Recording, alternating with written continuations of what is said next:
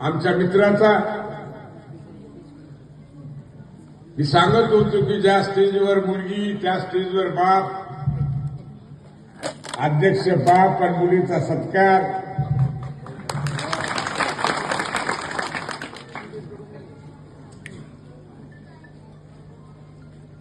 मी टाळत होतो पण सुरेशने जो आग्रह केला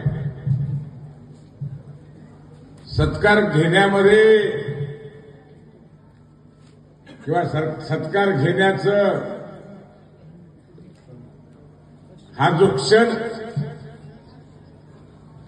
पाहायचं जे काम तुम्हा आम्हाला मिळालं त्यामधला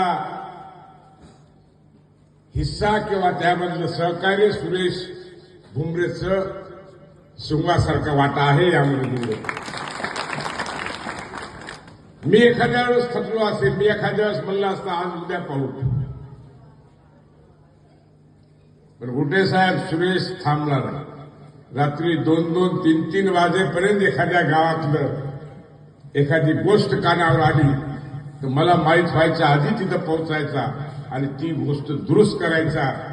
आणि म्हणून या सुरेशच्या आजच्या कार्यक्रमाला टाळता मला.